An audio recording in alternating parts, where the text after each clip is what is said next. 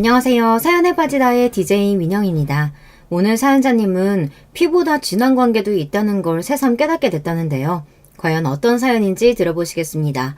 오늘도 두 가지 사연 준비되어 있는데요. 끝까지 들어주실 거죠? 그럼 바로 시작할게요. 구독과 좋아요 잊지 말고 꾹 눌러주세요. 안녕하세요. 저는 40대 여자입니다. 저는 몇 년 전 이혼하고 고등학생 아들 하나를 혼자 키우며 살고 있어요. 주변에서는 아들도 이제 어느 정도 컸고 저도 아직 젊으니 연애도 하고 재혼도 하라고들 해요. 심지어 제 아들까지 그런 소리를 합니다.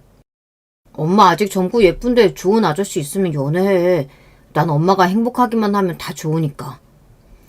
제가 결혼 생활 내내 남편이랑 지지고 볶고 살면서 이혼하는 모습까지 다 보고 자라 그런지 아들 녀석이 또래보다 의젓해요. 철도 빨리 들었고요. 아들은 항상 저에게 자식 생각만 하지 말고 제가 하고 싶은 대로 하고 살라고 이야기합니다.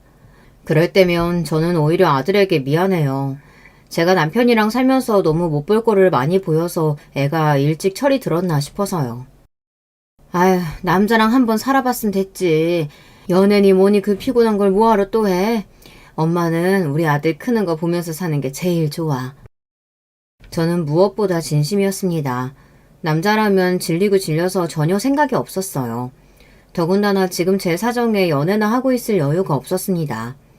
결혼하고 아들 낳고 사는 동안 남편이 벌어다주는 돈 가지고 살림만 하며 살다가 이혼하고 아들 키우며 먹고 살려고 하니 사는 게 녹록치 않았어요. 나이 먹고 다시 직장 생활을 새로 시작한다는 게 생각처럼 쉽지 않더라고요. 다들 요즘 세상에 이혼은 흠도 아니라고들 말은 하지만 이혼녀로 몇 년 살아보니 아직 세상이 그렇게 많이 변하지는 않았더군요. 제가 이혼하고 나서 새로 직장을 구하려고 하니 저를 뽑아주는 곳이 없었어요. 예상하지 못했던 일은 아닙니다. 결혼 전에 직장을 다니긴 했지만 애를 키우느라 10년이나 일을 안 한 저를 누가 뽑아주겠어요. 심지어 어떤 회사에 지원해야 할지 가늠도 안 되더라고요. 저는 당장 먹고 살 길이 막막하다 보니 하루라도 빨리 직장을 구하기 위해 고군분투했습니다. 무슨 일이든 간에 주부사원 환영이라는 공고만 보면 바로 지원했어요. 급한 마음에 되는 대로 면접을 보러 다녔더니 몇 번 실수도 했습니다. 한 번은 그런 적도 있었어요. 면접 볼 때 분명 콜센터라고 해서 전화만 받으면 되는 일인 줄 알고 출근했는데 알고 보니 하루 종일 전화를 여기저기 돌려서 영업까지 해야 하는 일이더라고요. 거기다가 실적을 못 채우면 월급도 제대로 안 나왔어요. 저는 너무 억울해서 저를 뽑은 팀장이라는 사람한테 찾아가 따졌습니다. 팀장님이 처음 면접 볼 때 분명히 영업하는 일 아니고 전화 응대만 하면 되는 거라고 하셨잖아요. 준혁 씨가 직장 생활을 안 해봐서 잘 모르나 본데 회사에는 엄연히 규칙이라는 게 있어요. 기본적인 영업 일을 잘해야 더 나은 자리로 갈 수도 있는 거죠. 어떤 회사가 신입한테 그런 중요한 일을 시켜요? 개소리도 그런 개소리가 없었습니다. 말만 팀장이지 저보다 나이도 어린 게 제가 몇 년 집에서 애만 키웠다고 세상 돌아가는 것도 모르는 줄 아는지 사람을 무시하더라고요. 야, 너 내 이력서 대충 봤니? 내가 이대 나와서 우리나라에서 알아주는 광고회사에도 다녔던 사람이야. 직장 생활 안 해보긴 뭘 안 해봐. 저도 웬만하면 좋게 좋게 이야기하고 처음 계약했던 금액 중 못 받은 돈만 받고 그만둘 생각이었습니다. 그런데 이 어린 놈의 새끼가 사람을 물로 보더군요. 평소에도 반말 툭툭 하면서 기분 나쁘게 하더니만 마지막까지 재수없게 구니 순간 저도 모르게 이성을 잃어버렸어요. 저는 팀장에게 소리를 지르며 금방이라도 달려들 듯 눈을 부라렸어요. 그러자 팀장도 당황해서 어쩔 줄 몰라 하더군요. 지금 나한테 반말한 거예요? 와, 이 아줌마가 이렇게 몰상식하게 구니까 남편한테 이혼이 다 나가지. 뭐? 너 말 다 했어? 사기는 네가 쳐놓고 누구더러 몰상식하대. 그리고 네가 나 이혼당하는 거 봤어? 봤냐고? 주변에 있던 사람들이 달려와 저와 팀장을 말리지 않았다면 저는 그 자리에서 팀장 머리채를 잡았을지도 몰라요. 그 정도로 제 이성의 끈이 끊어지고 말았습니다. 저는 그날 바로 그 사기꾼 회사를 그만두고 나왔어요. 사실 잘린 거나 마찬가지이지만 저도 더 다닐 생각이 없었습니다. 여기서 끝이 아니에요. 다음으로 들어간 회사는 가구 영업과 판매를 하는 회사였어요. 그 회사는 대부분 주부사원과 나이가 지긋한 남자 상사들이 대부분이었죠. 아무래도 같이 일하는 직원들이 대부분 아이를 키우는 주부이다 보니 이야기를 하다 보면 자연스레 애들 이야기나 남편 이야기를 하게 됐어요. 전 회사에서 이혼했네 어쩌네 그런 소리까지 들었으니 저도 웬만하면 이혼한 이야기를 하고 싶지 않았지만 제 성격상 숨길 수가 없었습니다. 직원들과 가까워지고 나서는 저도 자연스레 이혼했다는 이야기를 했어요. 사실 제가 이혼한 게 제 흠도 아니고 잘못도 아닌데 괜히 숨기는 게 더 이상하다고 생각했거든요. 새로 옮긴 직장에서 만난 사람들은 대부분 또래의 주부들이다 보니 그래도 제 상황에 공감도 해주고 위로도 해줬어요. 제 앞에서만 하는 소리인진 몰라도 그래도 다들 제게 고생했다고 말해주었습니다. 말이라도 제게 고생했다고 말해주는 사람은 이혼하고 처음이라 위로가 되긴 하더라고요. 사실 이혼하고 나서 사람들이 왜 이혼했냐고 묻는 게 싫어서 친구도 주변 사람들도 아무도 안 만났어요. 새로 옮긴 직장 사람들하고는 그래도 잘 맞는 것 같아 오래 다녀보려고 했습니다. 그런데 사람 일이라는 게 제 뜻대로 되지 않더군요. 새로운 직장에도 문제는 있었습니다. 위로 나이가 지긋한 남자 상사 둘이 있었는데 자꾸만 저에게 조금씩 선을 넘었어요. 제가 인상이 좀 센 편이에요. 이목구비가 진해서 화장을 특별히 하지 않아도 차가워 보인다는 말을 많이 듣습니다. 그런데 진짜 성격은 전혀 그렇지 않아요. 되게 소심하고 내성적입니다. 그런데 상사 두 분이 자꾸만 저를 볼 때마다 친한 척하며 인상이 세다고 드세 보인다는 말을 대놓고 했어요. 그럴 때마다 저는 기분이 상했지만 애써 좋게 넘겼습니다. 어렵게 얻은 직장인데 괜히 또 문제를 만들 수는 없으니까요. 그러던 어느 날이었습니다. 연말이라고 회식을 하는데 그 거슬리는 상사 중 한 명이 제 외모를 가지고 또 이야기를 시작하더라고요. 순영 씨는 겉으로 보는 거랑 다르게 말수도 별로 없고 조용조용한 것 같아. 이렇게 순중한 사람이 웬만하면 좀 참고 살지. 이혼을 왜 했대? 에이, 순영 씨 눈매를 봐요. 어디 참고 살게 생겼어요? 지금이야 남편도 없이 아들 혼자 키우면서 먹고 살려면 직장에서는 당연히 순종하게 굴어야죠. 다들 술이 과해서 그냥 하는 소리라는 건 알지만 저는 얼마나 상처받았는지 몰라요. 제 외모를 가지고 마음대로 떠드는 것도 기분이 나빴는데 이혼을 한 거 가지고 참고 사네 마네 하는 소리는 듣기 싫었습니다. 저 겉보기랑 성격은 전혀 달라요. 누구한테 싫은 소리도 할 줄 모르고요. 저도 이제 철이 좀 들었는지 마음 같아서는 상사고 뭐고 테이블을 다 뒤집어버리고 싶었지만 애써 웃으며 농담으로 말을 돌렸습니다. 그러자 옆에 있던 다른 직원이 아무래도 그런 제가 걱정됐는지 나서서 제 편을 들어줬어요. 부장님들, 여자 직원 외모 가지고 순해 보이네 어쩌네 농담하면 안 되는 거 모르세요? 에이, 우리는 순영 씨가 이렇게 젊고 팽팽한데 남편도 없이 혼자 사는 게 안타까워서 하는 소리지. 순영 씨, 내가 남자 하나 소개해줄까? 내 친구인데 장가 안 간 아들이 하나 있긴 한데 강남에 딴도 있고 돈도 잘 벌어. 부장님, 순영 씨 나이가 몇인데 부장님 친구를 만나요. 할아버지 초상 치러줄 일 있어요? 아이, 여자 나이 40대면 뭐가 젊다 그래. 더군다나 한번 갔다 왔으면 그런 거 따지면 안 되지. 동료 언니가 화가 나서 한마디 더 하려는 걸 제가 애써 말렸습니다. 저도 사람인데 당연히 화나죠. 하지만 아무리 술자리라도 저에 관한 이야기가 더는 거론되기를 원하지 않았습니다. 그냥 이쯤에서 마무리하고 싶었어요. 다들 이혼했다고 하면 별일 아니라고 요즘 세상에 흠도 아니라고 하면서도 결국은 다 똑같았습니다. 사람을 무슨 큰 하자가 있는 사람처럼 취급했어요. 그날 집에 돌아와서 애를 재워놓고 혼자 소주 한 병을 마시며 얼마나 울었는지 몰라요. 내가 어떤 마음으로 남편과 이혼하고 아들을 데리고 나왔는지 아무것도 모르는 사람에게 그런 멸시와 무시를 받으며 거지 같은 소리를 들었다는 게 너무 화가 나고 속상했어요. 결혼 전까지만 해도 저는 집안의 자랑이었습니다. 중고등학교 때는 반에서 1등도 심심찮게 하고 친구들 사이에서도 인기가 좋아서 반장, 부반장도 매년 했어요. 평생 부모님 속이라고는 썩여본 적 없는 착한 딸이었습니다. 그랬던 제가 이런 취급이나 당하며 사는 걸 보면 부모님이 얼마나 속상해 하실까 싶어 더 서러웠습니다. 그리고 전 남편이 죽일 듯 원망스러웠어요. 이혼하고 나서도 전 남편만 생각하면 이가 부득부득 갈리고 미웠지만 아들을 생각해서라도 애써 전 남편에 대한 기억은 잊고 살려고 노력했습니다. 그런데 이혼과 동시에 이런 일들이 자꾸만 생기니 남편에 대한 원망을 지울 수가 없더군요. 남편은 제가 다니던 직장 상사의 소개로 만났어요. 당시에 저는 대학을 졸업하고 이제 갓 사회생활을 시작한 새내기였습니다.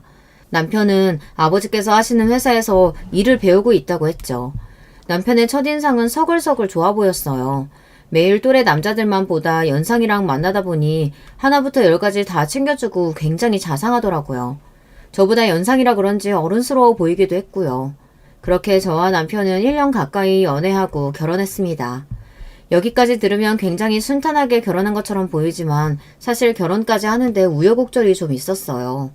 사실 처음 결혼하겠다고 마음먹었을 때 예비 시부모님께 인사를 하고 와서 이 사람과 결혼하는 게 맞나 고민이 됐습니다. 예비 시아버지를 만났는데 남편에게 듣던 것보다 무서워도 너무 무서워서 집안 분위기가 너무 살벌하더라고요. 시아버지께서 작은 단축 공장으로 시작한 사업이 커져 동남아시아 쪽에 공장까지 있을 정도로 크게 의류 사업을 하시는데 자수성가하신 분이라 그런지 사업에 대한 열정이 대단하셨습니다. 남편은 장남이에요. 아래로 남동생이 둘 있습니다. 형제 셋 모두 시아버지 회사에서 일하는데 시아버지께서 아들들에게 굉장히 엄하게 하시나 보더라고요. 아직 회사를 물려줄 후계자를 정하지 않으셨다면서 아들 셋을 경쟁시키셨어요. 당신의 반이라도 따라오는 자식에게 회사를 물려주겠다고 어릴 적부터 입이 마르게 이야기하셨대요. 그러다 보니 남편은 시아버지 눈치를 엄청 봤어요. 저랑 연애할 때 데이트를 하다가도 시아버지께서 회사로 소집하면 곧장 회사로 달려가고는 했습니다. 연애할 때부터 남편이 시아버지라면 벌벌 떠는 모습을 봐서 그런지 저는 처음 인사드리러 갈 때부터 굉장히 겁이 났어요. 남편을 위해서라도 제가 시아버지에게 이쁨을 받으면 좋으니까요. 남편도 인사 가기 전에 저에게 귀에 딱지가 앉을 정도로 이야기했습니다. 우리 아버지는 다른 보통 아버지하고는 달라. 자식도 능력에 따라 비교하고 마음에 안 들면 바로 내친다니까. 자기가 좀 힘들어도 비유 잘 맞춰줘야 돼. 그래야 우리 둘 다 사는 거야. 남편은 저에게 항상 인생의 동반자라고 했습니다. 본인이 잘 돼야 제 인생도 편해지는 거라고요. 그때까지만 해도 저는 아무리 시아버지가 엄하다고 해도 당신이 낳은 자식인데 그렇게 매몰차게 하실까 싶었어요. 그런데 막상 시아버지를 직접 만나고 나니 제가 잘못 생각해도 한참을 잘못 생각했다는 걸 알겠더군요. 시아버지는 아버지가 아니라 직장 상사 같은 느낌이었어요. 제가 처음 인사드리러 갔을 때도 며느리로서 인사하러 간 게 아니라 마치 회사 면접을 보러 간 자리 같았습니다. 이대 나와서 삼성 광고회사 다니고 있다고? 광고 쪽으로는 나보다 전문가일 테니 우리 회사 마케팅에 대해 어떻게 생각하는지 한번 이야기해보게. 사실 이름만 들어봤지 남편의 회사가 정확하게 뭘 하는 회사인지도 잘 모르는 상태로 갔는데 시아버지께서 갑자기 면접 시험 같은 질문을 하시니 저도 당황했습니다.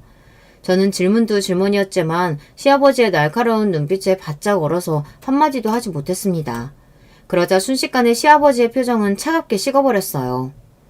학벌도 좋고 직장도 탄탄하다고 하도 자랑하길래 기대했더니만 이대 나와도 별거 없구만. 자고로 집안에는 여자가 잘 들어와야 하는 건데. 에이. 저는 살면서 그런 대접은 처음 받아봤습니다. 시아버지는 저를 바로 앞에다가 두고 별거 없다며 혀를 끌끌 차셨어요. 저는 지금까지 살면서 평생을 모범생으로 살았기 때문에 어른들에게 이쁨 받는 거야 일도 아니었습니다. 어른들에게 싫은 소리 한 번 들은 적 없이 자랐어요. 시아버지에게는 그런 저도 바짝 얼게 하는 카리스마가 있었습니다. 무슨 말만 하면 사람을 뚫어지게 쳐다보시는데 눈을 못 맞추겠더라고요. 그 눈빛이 얼마나 무서운지 내가 과연 이 집에 시집와서 잘 살 수 있을까 걱정됐습니다. 남편과의 결혼까지 고민할 정도였어요. 그뿐만이 아니에요. 한 번은 남편이 회사에서 작은 실수를 좀 했는데 그 사실을 알게 되신 시아버지께서 남편을 직원들 앞에서 쥐잡듯이 잡았답니다. 운 좋게 부모 잘 만나서 그 자리까지 갔으면 정신 바짝 차리고 일할 생각을 해야지. 아직도 그딴 실수를 해? 회사도 하나 간수 못하면서 장가는 무슨 장가야. 너 이딴 식으로 하면 장가고 뭐고 얄짤 없을 줄 알아. 시아버지께서 무슨 소리라도 꿋꿋이 참던 남편도 그날은 견디기 힘들었는지 술까지 먹고 속상해서 저에게 전화가 왔더라고요. 세상에 무슨 아버지라는 사람이 사람들 다 있는 앞에서 아들을 그렇게 무시하고 막대할 수가 있어. 나도 조금 있으면 40인데 정말 너무하다니까.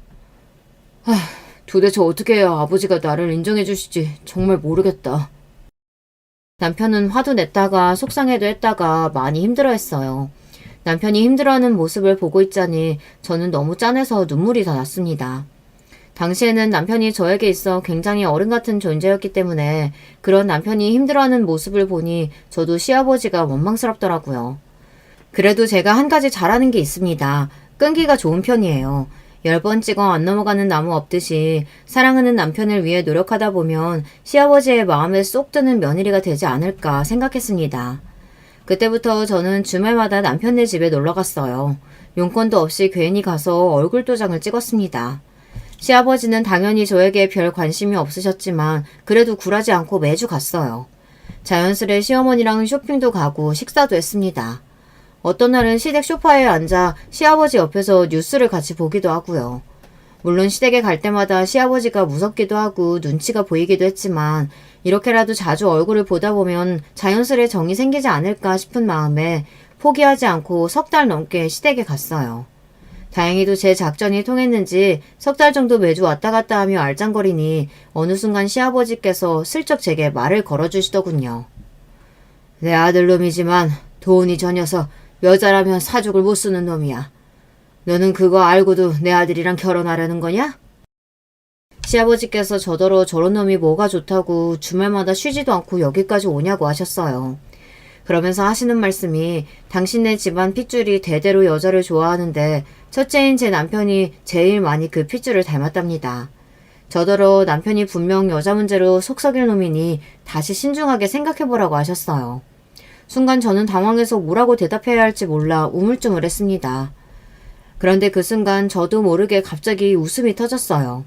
바로 그 전까지만 해도 제가 왔다 갔다 해도 전혀 관심도 없으시더니 몇 달 얼굴 좀 봤다고 저에게 은근슬쩍 농담을 거시는 게 좋은 신호 같았거든요. 남자가 여자 좋아하는 게 잘못된 건가요? 저도 남자 많이 좋아해요. 그 순간 어디서 그런 용기가 났는지 모르겠습니다. 워낙 집안 분위기가 딱딱하고 조용하다 보니 저도 모르게 긴장해서 애써 농담이라고 한 소리였어요. 그런데 다행인 건 시아버지의 반응이 나쁘지 않았다는 겁니다. 아이씨고 천생연분이 따로 없구만. 네가 생긴 것만큼이나 성격도 시원시원하구나. 그 정도면 됐다. 철딱서니 없는 내 아들놈 잡고 살만 하겠어. 그 전까지는 저를 발밑에 떼만도 못하게 쳐다보시던 분이 그날 이후로는 저를 바라보시는 눈빛이 달라졌어요. 이런 표현이 맞는지 모르겠지만 저를 좀 귀여워하시는 것 같았어요. 그날 이후 시아버지께서는 저와 남편을 불러 서둘러 결혼 준비를 하라고 하셨어요. 남편은 저에게 어떻게 시아버지를 구워 삶은 거냐 연신 물었지만 사실 저도 제가 어떻게 결혼 허락을 받은 건지 가늠이 되지 않았습니다. 그냥 제가 좀 운이 좋았다 싶어요. 아니면 어린애가 너무 생각 없이 매일 집에 드나드니 그 모습이 좋게 보였나 싶기도 하고요. 그렇게 저와 남편은 결혼하게 됐습니다. 결혼하고 딱 1년은 행복했어요. 그때까지만 해도 남편은 유쾌하고 좋은 사람이었거든요. 저한테도 잘하고 친정 부모님께도 자상하게 잘했습니다. 그런데 결혼한 지 1년 정도 됐을 때부터 남편이 뭔가 이상하게 굴었어요. 왜 여자의 촉이라는 게 있잖아요. 결혼 전에는 회사밖에 모르던 사람이 툭하면 친구들을 만난다면서 늦게 들어오기 시작하더라고요. 도대체 친구들하고 뭘 하고 다니는지 술도 안 먹으면서 늦게 들어왔어요. 당시에 저도 아들을 임신해서 일을 그만둔 상태라 매일 혼자 집에 있었어요. 그러다 보니 남편이 퇴근하고 들어오기만을 기다리고 있었어요. 너무 외로워서요. 나 보고 싶은 영화 있는데 이번 주 주말에 같이 보러 갈래? 이제 아기 나오면 둘이 데이트도 많이 못할 텐데 애 나오기 전에 미리 데이트 많이 해둬야지. 내가 말 안 했나? 나 이번 주에 회사 후배들하고 골프 약속 있어. 남편은 지난주에도 지지난주에도 주말마다 친구들을 만나러 갔습니다. 저는 매일 임신한 몸으로 집에서 혼자 집안일만 하고 있는데 남편은 한 달에 한 번도 저와 함께 시간을 가져주지 않는다는 게 너무 서운했어요. 당신은 매일 집에만 있는 내가 안쓰럽지도 않아? 임신해서 몸도 무겁고 간신히 이제 입도 끝나서 당신이랑 시간 좀 보내려고 하는 건데 어쩜 당신은 나한테 이렇게 관심이 없어? 남편에게 서운한 게 많았지만 나름 참았습니다. 언제나 자식들에게 엄한 시아버지 밑에서 회사 생활을 한다는 게 쉽지 않을 것 같아 웬만하면 집에서는 잔소리를 안 하려고 했는데 제가 너무 외롭고 힘들다 보니 저도 모르게 서운한 마음이 튀어나오더라고요. 여보, 내가 결혼 전에 분명히 말했잖아. 우리 아버지 사업 온전히 내가 다 물려받으려면 회사 직원들의 신임을 받아야 한다고. 이게 다 우리 미래를 위해서 하는 일이니까 당신이 이해해줘야 돼. 남편은 절대 제 생각을 하지 않는 게 아니랍니다. 본인도 매일 저랑만 있고 싶대요. 하지만 시아버지께서 쉽사리 회사를 물려줄 분이 아니기에 지금이 가장 중요한 시기래요. 저에게 조금만 더 기다려달라고 했습니다. 회사만 물려받으면 하루 종일 제 옆에 있겠다고요. 그 말을 믿을 수밖에 없는 게 남편이 평상시에는 저에게 굉장히 잘했어요. 본인이 제 옆에 있어주지 못하는 만큼 저와 아들에게 다른 부분에 있어서는 부족함 없이 잘해줬습니다. 임신해서 몸이 무거운 저를 위해 제가 병원을 가거나 친정에 갈 때마다 택시를 불러줬고 먹고 싶은 게 있으면 언제든지 구해서 퇴근길에 들어왔어요. 거기다가 한 번도 경제적인 부분에 있어서 신경을 쓰게 한 적이 없습니다. 제가 말하지 않아도 저에게 주는 생활비는 물론이고 친정의 용돈까지 부족함 없이 보냈어요. 물론 일이 워낙 바쁘다 보니 저와 아들 곁에 있어주지는 않았지만 그래도 이게 다 미래를 위한 일이라고 생각하며 저도 견뎌야 하는 일이라고 생각했습니다. 그러던 어느 날이었습니다. 결혼 10년 만에 생각지도 못한 이야기를 듣고야 말았어요. 저희 시댁은 한 달에 한 번 가족이 모두가 모여 식사를 하는 날이 있습니다. 삼형제 모두 일도 많고 사이도 썩 좋지 않으니 자주 볼 일은 없었지만 시아버지께서 그래도 가족끼리 한 달에 한 번은 모여서 식사하는 자리를 가져야 한다고 해서 몇 년 전부터 이어지고 있는 전통이에요. 사실 다들 만나도 일 이야기만 하고 재미도 없지만 제가 보기엔 시아버지는 좋아하시는 것 같았어요. 워낙 그런 티를 내지 않으시는 분이니 말은 안 하시지만 그날만큼은 오랜만에 며느리들도 만나고 손주 손녀들도 만나니 많이 웃으시더라고요. 특히나 시아버지는 저와 저희 아들을 제일 예뻐하셨어요. 제 입으로 이런 이야기하기 부끄럽지만 사실 며느리 셋 중에 아들은 저만 낳았습니다. 둘째 동서는 딸 둘에 막내 동서는 딸 하나예요. 물론 요즘 세상에 딸이고 아들이고 중요하지 않지만 저희 시아버지에게는 중요한 일입니다. 머릿속에 온통 회사 생각밖에 없으신 분이다 보니 이 회사를 대대손손 물려주고 싶어 하시거든요. 동서들 앞이라 대놓고 말씀은 안 하시지만 은연중에 티를 내세요. 우리 큰손주 귀 좀 봐라. 역시 큰일 날 놈이라 그런지 나를 닮아 아주 부처님기가 따로 없다. 우리 애들도 아버님 닮아서 귀가 얼마나 큰데요. 보세요. 요즘은 남자애들보다 여자애들이 머리도 좋고 씩씩하다니까요. 막내 동서야 나이도 어리고 애도 어려서 가족들끼리 모였을 때 잘 끼어들지 못했지만 둘째 동서는 달랐어요. 결혼도 저와 비슷한 시기에 했고 애들도 우리 아들이랑 또래다 보니 은근슬쩍 저와 우리 아들을 견제했어요. 시아버지의 눈에 들려고 애교도 피우고 여우짓도 했지만 시아버지 같은 분에게 그런 여우짓이 통할 리가 없었죠. 그래, 우리 집 귀한 소녀들은 머리도 좋고 씩씩하니까 곱게 자라서 좋은 집에 시집 가야지. 이 할아비가 좋은 혼처 알아봐 줄 테니 걱정하지 마라. 이제 초등학교에 다니는 애들 혼처까지 이야기하며 시아버지는 말을 돌렸습니다. 시아버지께서는 손녀보다는 손주에게 사업을 물려주는 게 옳은 일이라고 생각하세요. 저는 진작 시아버지의 생각을 알고 있었던 게 제가 결혼하고 아들을 낳았을 때 시아버지가 얼마나 좋아하시는지 저에게 고급 세단을 선물해 주셨어요. 내가 너 처음 봤을 때부터 마음에 들었다. 역시 예쁜 며느리가 예쁜 짓만 하는구나. 아들 하나 낳은 김에 둘째도 하나 더 낳아. 둘째도 아들이면 내가 네 이름으로 아파트도 하나 사줄 테니까. 워낙 냉철하고 말도 딱딱하게 하시는 분이라 별 기대 안 하고 있었는데 시아버지께서 우리 아들이 태어났을 때는 얼굴에 웃음꽃이 피어서 저에게 예쁘다고까지 칭찬하셨어요. 그 전에는 제가 아무리 잘해도 그런 소리 하지 않으시더니 확실히 손주는 다른가 보더라고요. 시아버지는 한 달에 한 번 식사하는 자리도 중요하게 생각하셨지만 안부 전화도 굉장히 중요하게 생각하셨어요. 저는 어릴 때 할머니, 할아버지께서 돌아가시기 전까지 함께 살았기에 어른들을 어려워하지 않습니다. 부모님보다 할머니, 할아버지와 보내는 시간이 더 많았기 때문에 어르신들이 뭘 좋아하시는지 잘 알아요. 그런 저의 집안 환경이 결혼하고 나서는 꽤 도움이 됐습니다. 결혼하고도 저는 시부모님의 관심을 받고 싶은 마음에 어릴 적 저희 할머니, 할아버지가 좋아하시던 간식을 사서 자주 갔었어요. 월요일 아침이면 항상 전화를 드리기도 했고요. 다른 동서들은 시아버지가 무서워서 전화 드리는 게 어렵다고 했지만 저에게는 별로 어려운 일이 아니었습니다. 그냥 식사는 하셨냐, 별일 없으시냐 몇 마디만 하고 끊으면 될 일인데 어렵게 생각하지 않았죠. 그런 저의 모습이 시아버지께서는 좋아 보였나 봐요. 저는 제 성격대로 한 것뿐인데 한 번은 시어머니께서 제 손을 꼭 잡아주시며 고맙다고 하시더라고요. 우리 집에 딸이 없어서 네 시아버지가 항상 아쉬워했는데 그네 네가 들어오고 나서는 우리도 딸이 생긴 것 같고 좋다. 그 무뚝뚝한 사람이 네가 사왔다고 하면 그 싫어하는 단 음식도 자기 손으로 가져다 먹어. 말은 안 해도 월요일 아침마다 너한테 전화 안 오나 은근 기다린다니까. 나도 몇십 년 같이 살면서 처음 보는 모습이라 너무 신기해. 우리 큰며느리 없었으면 적적해서 어쩔 뻔했나 싶다. 고맙다 아가야. 시어머니는 평생 까칠한 시아버지 뒷바라지만 하시며 사셔서 그런지 굉장히 인자하고 보살 같으세요.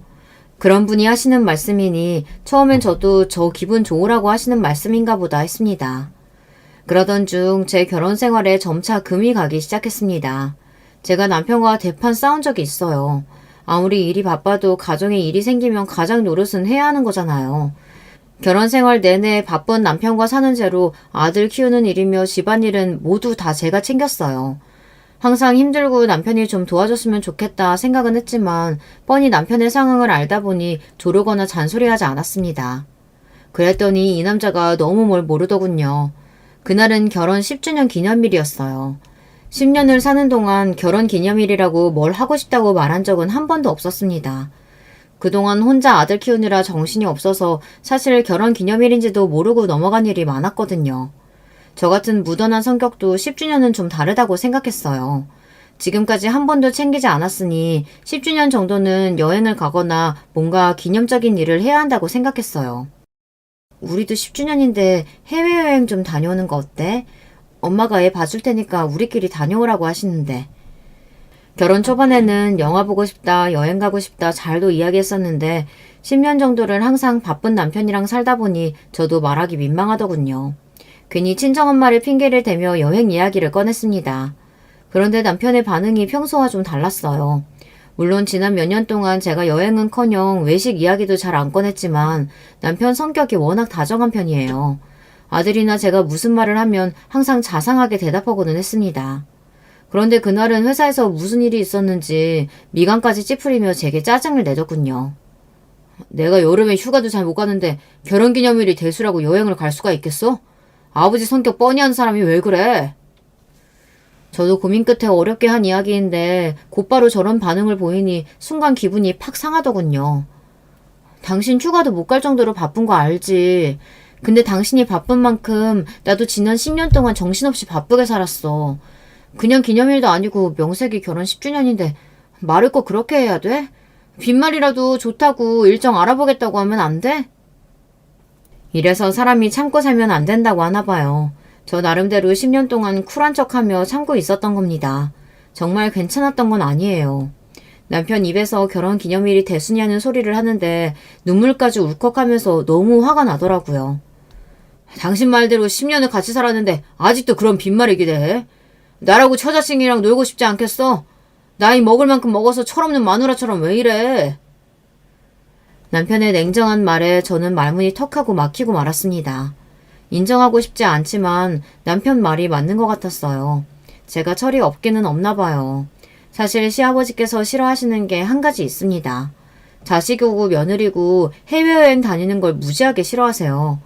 워낙 평생을 일만 하시면서 악착같이 사셨던 분이라 휴가 가는 것도 여행을 가는 것도 이해를 못 하세요. 그런 분이다 보니 멀쩡한 우리나라 두고 비싼 비행기 타고 외국으로 가는 걸 허세고 사치라고 생각하셨습니다. 그러다 보니 결혼하고 지금까지 10년 동안 한 번도 해외에 나가지 못했어요. 동서들도 마찬가지입니다. 사실 저는 여행을 굉장히 좋아해요. 결혼 전에는 유럽 배낭여행도 혼자 다녀올 정도로 좋아했습니다. 그런데 시댁 분위기가 그렇다 보니 눈치를 보느라 갈 수가 없었어요. 그런 상황에 결혼 10주년 핑계라도 대고 다녀오고 싶었는데 역시나 안 되는 일이었던 거죠. 그날 이후 저와 남편은 냉전을 가졌습니다. 전 같으면 그 정도 티격태격 한 거 가지고 냉전을 가질 일도 아니었지만 결혼 10주년이라는 게 컸는지 저도 마음에 서운함이 오래가더라고요. 그러던 중 제 인생에서 가장 충격적이었던 사건이 벌어지고 말았습니다. 여자의 촉이라는 건 참 이상해요. 10년을 살면서 한 번도 남편의 핸드폰을 본 적이 없었는데 그날따라 샤워하러 들어간 남편이 거실에 핸드폰을 두고 갔는데 전화가 오는지 계속 깜빡이면서 울리더라고요. 저는 신경이 쓰였습니다. 한 번도 아니고 서너 번 전화가 울리더라고요. 저는 무슨 일이 있나 싶어 남편의 핸드폰을 들어서 확인했습니다. 그런데 전화를 여러 번 걸어온 건 남편의 비서였어요.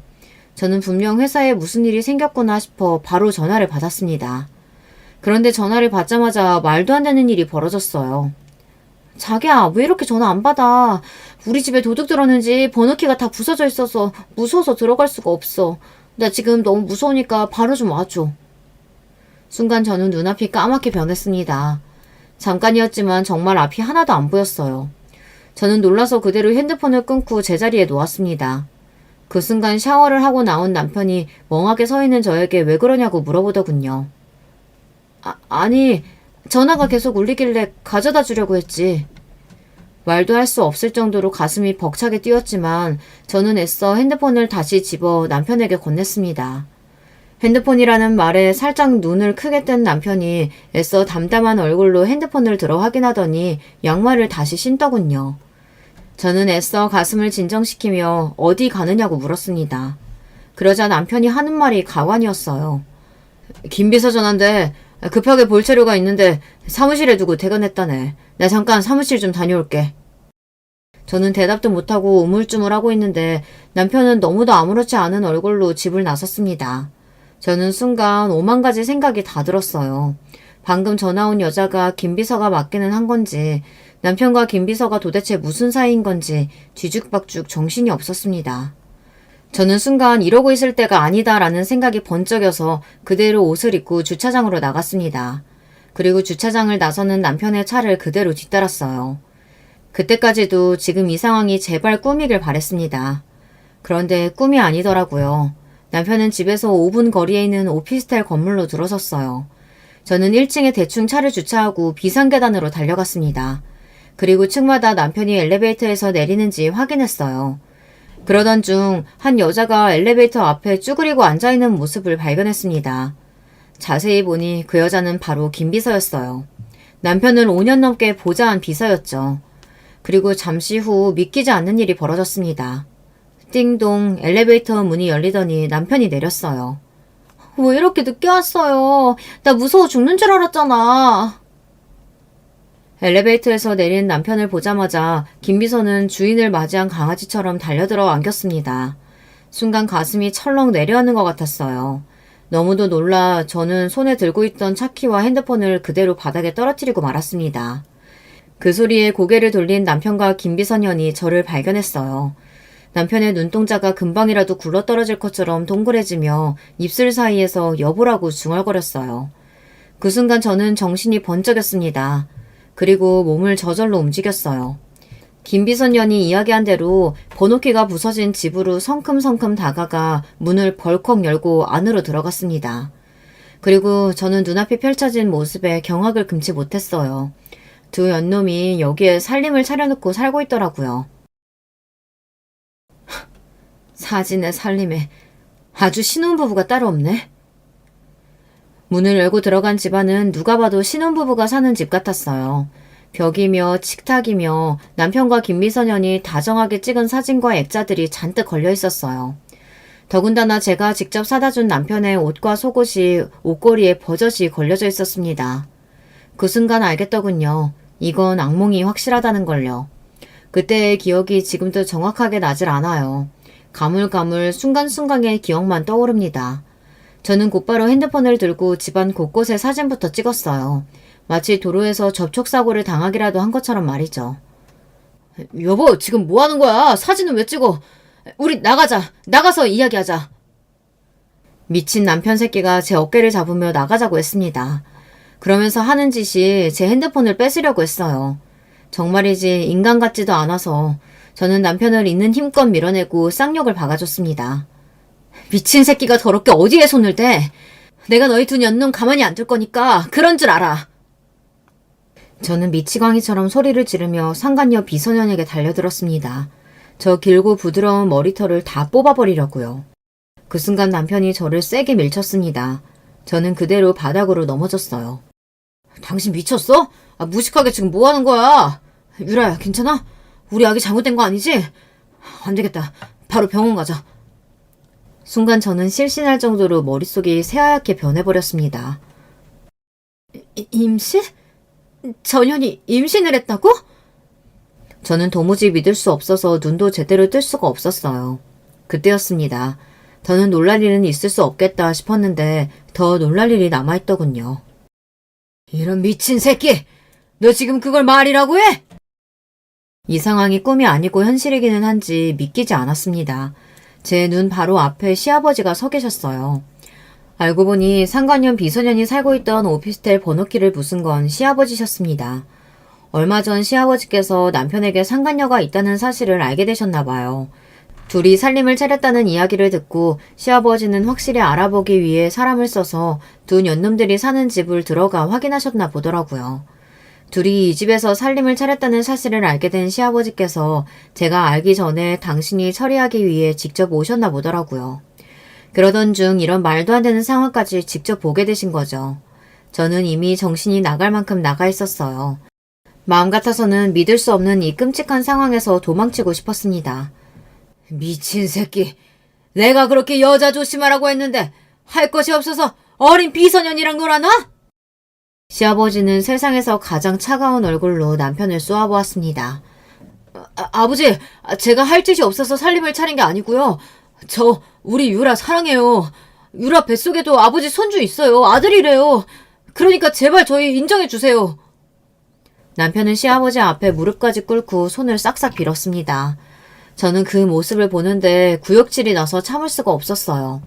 그 모습까지 봤는데 제가 그 자리에 더 있어봐야 뭐 하겠어요.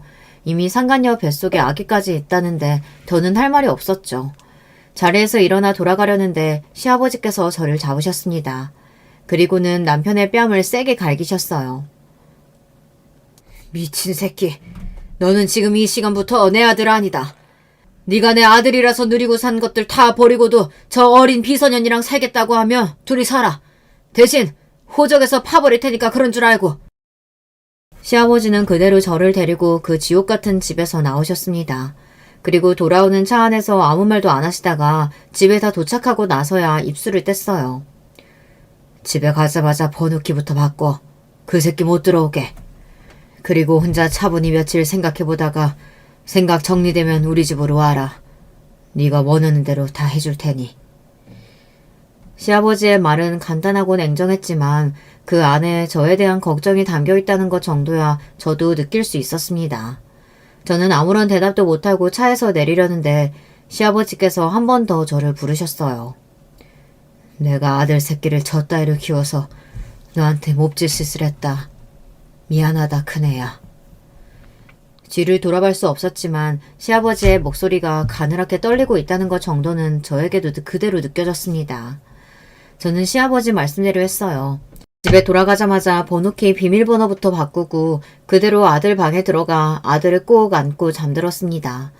새벽에 남편이 문 앞에서 현관 비밀번호를 누르고 들어오려다가 번호가 틀리니 연신 초인종만 눌렀어요. 하지만 저는 문을 열어주지 않았습니다. 그리고 며칠 뒤 시아버지를 찾아갔어요. 그리고 저는 이혼하겠다고 말했습니다. 시아버지는 예상하셨다는 듯 고개를 푹 숙이셨어요. 그리고 곧바로 어디론가 전화를 했습니다. 잠시 후 시아버지의 담당 변호사가 도착했어요. 그리고 제가 남편과 이혼하게 되면 받을 수 있는 위자료와 양육비에 대해서 설명했습니다. 양육비는 물론이고 네가 소송하면 상간녀나 네 남편한테 위자료도 받을 수 있을 거다. 필요하면 내가 변호사도 소개해주마. 세상에 이런 시아버지가 또 있을까요? 물론 남편 새끼가 다 자초한 일이니 이혼도 하고 소송도 당연히 할 일이었지만 시아버지가 직접 변호사를 소개해준다고 하니 신기했어요. 이미 남편과 헤어지는 마당에 시아버지와 제 사이도 이제 남남이 되는 거지만 저는 끝까지 시아버지가 좋았어요. 시아버지와 이제 더는 가족이 아니라는 사실이 마음 아팠습니다. 네가 한 가지 알아둘 게 있다. 그 자식 호적에서 파버리고 내가 준 건 다 빼앗아 올 생각이라 소송해도 네가 받을 만한 게 거의 없을 거다. 그래서 내가 생각을 해봤는데 너랑 내 손주 위해서 지금 살고 있는 아파트랑 양육비는 내가 주고 싶은데 그렇게 해도 되겠냐? 그 순간 저도 왜 그랬는지 모르겠는데 눈물이 왈칵해서 눈물이 펑펑 쏟아지고 말았습니다. 그 냉정하고 당당하신 시아버지께서 자꾸만 제 눈치를 보며 미안하다고 하시는데 가슴이 너무 아프더라고요. 저도 이혼하면 아들하고 둘이 살아야 하니 집은 받을게요. 그런데 양육비는 아버님께 받을 수 없어요. 그건 그 인간 돈이 아니라 아버님 돈이잖아요. 저도 제 아들 하나 정도는 키울 수 있으니까 걱정하지 마세요. 지금 같으면 자존심이고 뭐고 시아버지께서 해주시겠다는 대로 다 했겠지만 그때는 남편에 대한 배신감과 원망으로 휩싸여 있을 때라 시아버지께는 집만 받고 양육비는 남편에게 받겠다고 했어요. 시아버지는 끝까지 그럴 필요 없다고 하셨지만 제가 우겼습니다. 시아버지께 악감정은 당연히 없지만 이 일은 저와 남편이 해결해야 할 문제라고 생각했거든요. 그로부터 얼마 뒤 저와 남편은 이혼했습니다. 남편은 그런 짓을 해놓고도 아들에 대한 양육권을 갖겠다고 자꾸만 저를 찾아왔어요. 하지만 아들은 당연히 저와 살겠다고 했으니 소송도 필요 없었죠. 그 이후 남편은 시아버지의 말대로 집안에서 쫓겨났습니다. 회사에서도 마찬가지고요. 그 이후 상간녀와 애를 낳고 사는지 어쩌는지는 저도 몰라요. 초반에는 양육비가 꼬박꼬박 들어오더니만 1년 전부터 안 들어와서 제가 남편을 고소한 상태인데 변호사 말로는 남편 현재 거주지가 어디인지 나오질 않는다고 하더라고요.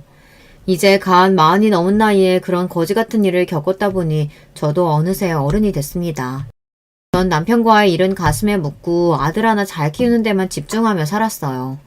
그런데 얼마 전 저에게 말도 안 되는 일이 벌어졌습니다. 어느 날 은행에 갔다가 통장을 확인했는데 제 통장에 말도 안 되는 금액이 입금되어 있더라고요. 어머, 10억? 이게 뭐야, 말도 안 돼. 아버님이 왜 나한테 10억이나 넣으셨지? 사실 전 남편과 이혼하고 나서도 시아버지께서 제 생일이나 아들 생일 때 매년 제 통장으로 용돈을 보내주셨어요. 처음엔 500만 원 정도 보내셨길래 제가 부담돼서 다시 돌려보냈더니 그때부터는 50만 원씩 매년 보내시더라고요. 아무리 너희가 헤어져서 우리가 이제 가족은 아니라도 어머니 내 첫손주 내 핏줄인데 생일날 용돈 정도는 줄 수 있게 해줘야지. 제가 50만 원이 들어왔을 때도 왜 자꾸 돈을 보내시냐고 전화를 드렸더니 시아버지께서 이 정도는 할 수 있게 해달라고 하시더라고요. 제가 자꾸 거절하면 당신이 너무 속상할 것 같다고요. 그래서 할 수 없이 용돈으로 주시는 돈은 그냥 받았습니다. 사실 저도 혼자 아들 키우느라 힘들다 보니 그 돈이 반갑고 감사하기도 했어요. 그래도 갑자기 10억이라는 큰 돈이 통장에 들어오니 손이 떨리더라고요. 저는 곧장 시아버지에게 전화를 걸었습니다. 그런데 핸드폰 너머로 시아버지의 번호가 없는 번호라고 나왔습니다. 저는 이상해서 시어머니에게 전화를 드렸어요. 그런데 시어머니도 전화를 안 받으시더군요. 저는 이대로 있으면 안 될 것 같아 통장을 들고 곧장 시댁에 찾아갔습니다. 돈을 돌려드리려고요. 그런데 시댁에 도착한 저는 충격적인 이야기를 듣고야 말았습니다. 알고 보니 시아버지께서 한 달 전에 돌아가셨대요. 저는 너무 놀라서 그 자리에 주저앉고 말았습니다. 너 이혼하고 나서 그 양반 최장한 판정 받았어. 처음 판정 받았을 땐 촉이라 금방 고칠 수 있다고 했는데 몇 년 동안 여기저기 계속 전이가 돼서 3년 넘게 병원에만 있다가 얼마 전에 쇼크 와서 가버렸다. 저는 시어머니의 이야기에 너무 놀라서 말을 이을 수가 없었습니다. 그리고 이렇게 말 한마디 없이 가버린 시아버지가 너무 원망스러웠어요.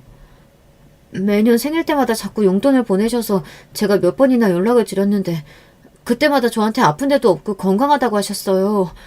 근데 췌장암이라니. 그랬습니다. 돈도 돈이지만 시아버지와 통화하고 싶은 마음에 전화를 드리면 어떻게 지내는지 건강은 어떠신지 항상 묻고는 했어요. 그럴 때마다 시아버지는 전과 다름없이 차가운 목소리로 퉁명스럽게 대답하셨습니다. 내가 얼마나 건강한 사람인지 알면서 내 걱정을 해. 너나 밥 잘 챙겨 먹고 잘 살아. 네가 건강해야 우리 손주 씩씩하게 잘 클 거 아니냐. 저는 후회가 됐습니다. 남편이 아무리 믿고 원망스러워도 시아버지가 보고 싶으면 보고 올걸. 괜히 망설이고 자존심 부리다 시아버지께서 병원에서 아프고 힘든 시간을 보내고 있다는 걸 전혀 모르고 있었어요. 그렇게 아픈 와중에도 네가 보낸 우리 손주 사진 보면서 혼자 웃고 얼마나 좋아했는지 몰라. 너랑 우리 손주 보고 싶어 하는 것 같아서 내가 한번 연락한다고 했다가 얼마나 욕을 먹었는지 모른다. 시아버지께서 돌아가시기 몇 달 전부터 유난히 저와 제 아들 이야기를 많이 하셨답니다. 그래서 시어머니께서 제게 연락을 하려고 했더니 시아버지께서 난리를 치셨대요. 우리가 무슨 염치로 제 얼굴을 봐. 내 아들 새끼 때문에 평생 마음고생하고 사는 거 안쓰러워서라도 나는 이런 걸 못 보여줘. 정작 내 가슴에 대못 박은 새끼는 양육비도 안 주고 어디에 있는지조차 모르는데 시아버지는 돌아가시는 순간까지 저와 제 아들을 걱정하셨대요. 그러면서 저에게 현금 10억을 남기셨답니다. 세금 문제도 다 변호사에게 이야기해서 정확하게 현금 10억을 보내라고 하셨대요. 그리고 저에게 편지도 남기셨습니다. 네가 내 돈 받기 싫어하는 거 알지만 이건 내가 너에게 마지막으로 해줄 수 있는 사과다. 내 아들하고 살아주고 우리 손주 낳아줘서 고맙다. 언제든 힘든 일 있으면 주저하지 말고 네 시어머니 내 변호사한테 연락해. 뭐든 도와줄 거다. 역시나 시아버지의 편지는 간결하고 깔끔했습니다. 제게 하고 싶은 말만 딱 적혀 있었어요. 저는 그날 시어머니의 품에 안겨 1시간을 울다 왔어요. 많은 것들이 후회되고 마음 아파서요. 그날 이후 저의 생일은 달라졌습니다. 생일 때마다 아들과 둘이 맛있는 거 먹고 시아버지의 산소에 들러 인사를 드리고 왔습니다. 이상하게 1년에 한 번 시아버지를 보고 오는 건데 그렇게 잠깐이라도 시아버지와 이야기를 하고 오면 충전이 돼서 다시 또 1년을 살게 되더라고요. 거기다가 요즘은 종종 생일이 아니어도 시아버지께 혼자 가고는 합니다. 힘든 일이 있거나 좋은 일이 생기면 저도 모르게 시아버지 생각이 나더라고요. 시아버지 앞에서 한참 하소연을 하고 나면 모든 고민이 다 해결된 것처럼 가슴이 뻥 뚫리는 것 같았어요. 사람들이 들으면 비웃을 거예요. 이혼한 시아버지 산소에 찾아가는 며느리라니 말도 안 되잖아요. 며칠 있으면 시아버지 생신입니다. 이맘때가 되면 이상하게 더 시아버지 생각이 많이 나서 그리운 마음에 이렇게 글로 적어보았습니다. 절대 주변 사람들한테는 할 수 없는 이야기니까요. 여러분의 마음속에도 다른 사람에게는 못하는 말이 있다면 글로 적어보세요.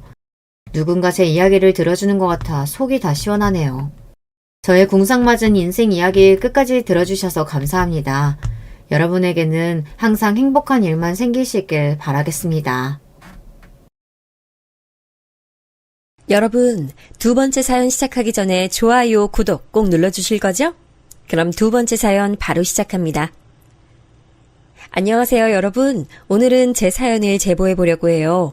저는 서울 사는 30대 후반 여자입니다. 평소에 집에 있을 때 집안일을 하며 사연 듣는 게 제 취미인데요. 오늘은 저한테 일어났던 일에 관해 소개하려고 해요. 저만 알고 있기 아쉬워서 제보하게 됐습니다.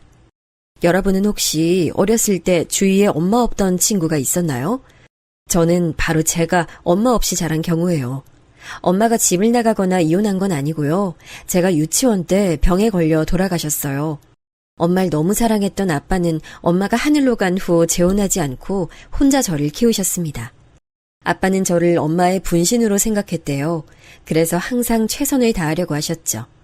요즘 말로 하면 딸바보라는 말 아시죠? 우리 아빠가 바로 딸바보랍니다.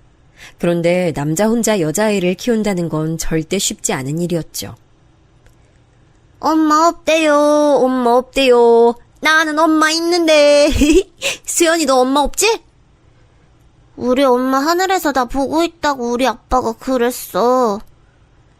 어쨌든 지금은 없잖아. 우리 엄마가 너 엄마 없다고 너랑 놀지 말랬어. 어릴 땐 놀림도 많이 받곤 했어요. 지금은 모르겠는데 저 어릴 땐 엄마가 없다는 게 놀림의 대상이었죠. 그래서 참 많이 울기도 울었습니다. 대놓고 제가 엄마 없는 티가 난다며 저와 놀지 말라고 했던 학부모도 많았어요. 어린 마음에 상처를 참 많이 받았습니다. 그런데 제가 집에 가서 슬퍼하면 아빠가 슬퍼하니까 티를 내진 않았어요. 어렸던 저한테도 아빠는 참 안쓰러웠거든요. 친할머니가 혼자 저를 키우는 아빠가 안타까웠는지 종종 우리 집에 들리시곤 했죠. 수연아, 엄마 없는 게 부끄러운 일 아니야. 네 아빠가 너한테 최선 다하는 거 봐라. 할미는 저렇게 하래도 못해. 할머니 말대로 아빤 제게 할 수 있는 최선을 다하셨어요. 다행히 아빠는 대기업에 다니셔서 돈이 아주 부족하진 않았습니다. 하지만 저를 돌보는 섬세함은 아무래도 엄마가 없으니 부족했어요. 할머니가 집에 자주 오셔도 엄마의 손길은 따라갈 수 없더라고요. 그래서 학창시절엔 소위 왕따를 당하기도 했습니다. 워낙 엄마가 없다고 놀리던 친구가 많아 어릴 땐 소심했거든요. 또래 친구들과 어울리지도 않고 혼자 있는 시간이 많았어요. 그러다 보니 중학생이 되어서도 자발적으로 혼자 다니게 됐습니다. 제가 워낙 벽을 치니 제게 다가오는 친구도 없었고요. 그때 제 인생에 은인이 나타나게 됐는데요. 바로 중학교 2학년 때 담임 선생님이세요. 제가 지금 교사로 재직 중인데 그 꿈을 가지게 해준 당사자분이랍니다. 수연아, 혹시 짝 같이 하고 싶은 친구 있어? 있으면 선생님한테 얘기해줘. 선생님은 혼자 있는 저를 많이 신경 써주셨어요. 저는 선생님 덕분에 그래도 성격이 조금은 밝아졌습니다. 그리고 그런 선생님을 보고 교사의 꿈을 가지게 됐죠. 그렇게 고등학교에 진학해서는 공부를 열심히 했어요. 제가 성적이 좋게 나오니까 아빠도 많이 뿌듯해 하셨죠. 하늘에서 엄마가 우리 수연이 공부하는 거 보면 뿌듯해 하실 거야. 아빠도 우리 수연이 자랑스러워. 저는 마침내 우수한 성적으로 고등학교를 졸업했습니다. 그리고 서울에 있는 사범대에 합격해서 다니게 됐어요. 그런데 이런 기쁨은 오래가지 않았습니다. 아빠가 다니던 회사가 갑자기 구조조정을 했거든요. 한순간에 실직한 아빠는 참 우울해하셨어요. 그러면서 집안 경제 사정이 안 좋아지기 시작했습니다. 마침 제가 딱 대학에 가자마자 그러니 너무 힘들었어요. 아빠는 집에서 의기소침해서 나가질 않았죠. 그래서 저는 제가 직접 아르바이트하며 돈을 벌었습니다. 제 과목이 사회였는데 사회는 영어나 수학처럼 학원에서 수요가 많지 않았어요. 그래서 저는 식당이나 카페에서 주로 일하며 돈을 벌었어요. 그러다 지금 남편을 만나게 됐습니다. 영화관에서 일했을 때 서로 일을 돕다 호감이 생겼어요. 둘이 싸우기도 많이 싸웠는데 사이가 좋을 땐 또 좋았어요. 보통의 연인처럼 중간에 헤어졌다 다시 만나고 총 4년의 기간을 거쳐 마침내 결혼 얘기가 나왔습니다. 다른 것보다 나 임용 준비할 때 옆에서 그렇게 도와준 걸 보고 마음이 생겼어. 아빠보다 더 열심히 나 챙겨줬잖아.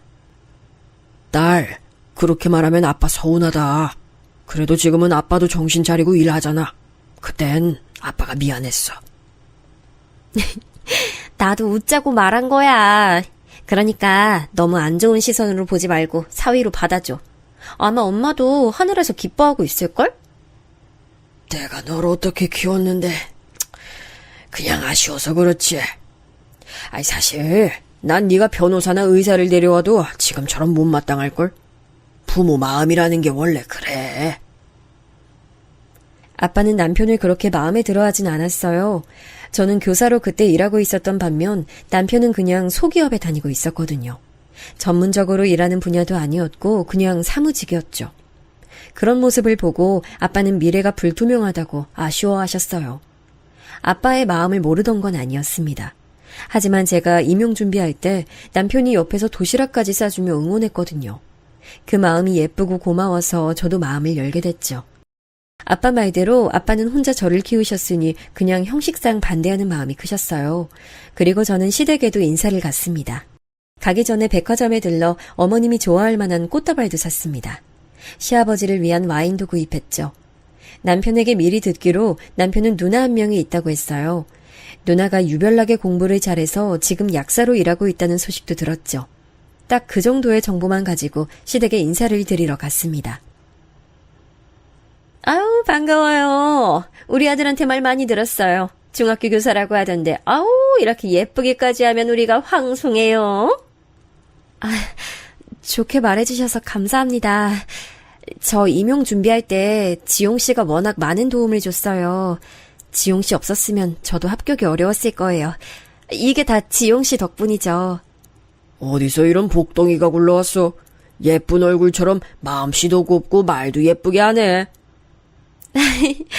예쁘게 봐주셔서 감사합니다. 시부모님은 첫 만남에 저를 아주 마음에 들어 하셨어요.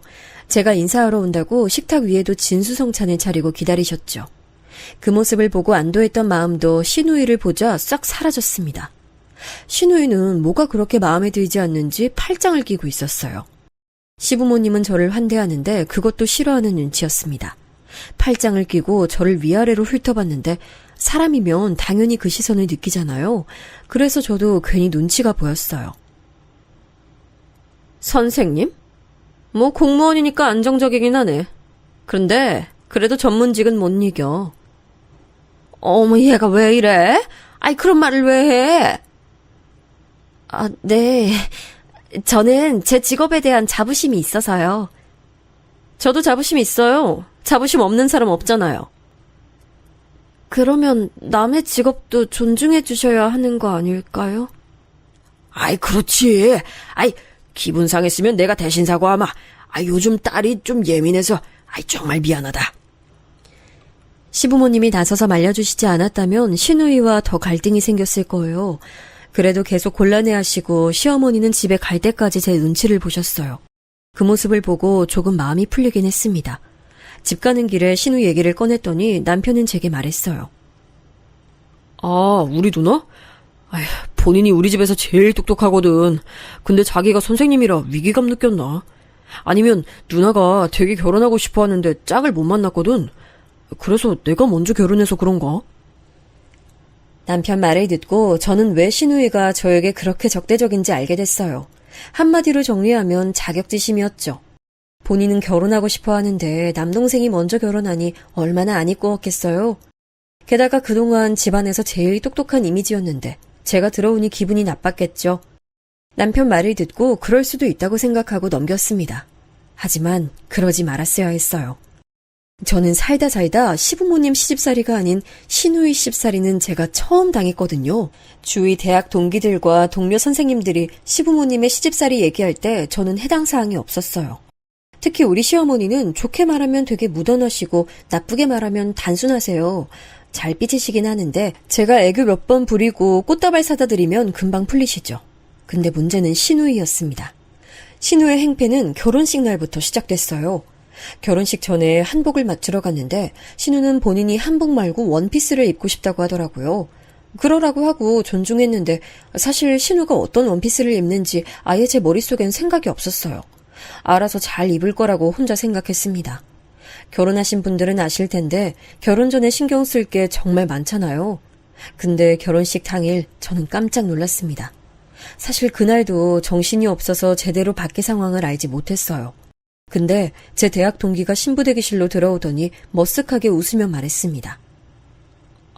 수연아, 나 너는 신우 보고 깜짝 놀랐어. 본인 결혼식인 줄. 왜? 그게 무슨 말이야? 나 종일 여기 있어서 밖의 상황을 몰라. 아니, 무슨 흰색 드레스 같은 원피스를 입었던데? 멀리서 보고 넌 줄 알고 인사할 뻔. 도대체 이게 무슨 상황인가 싶었죠.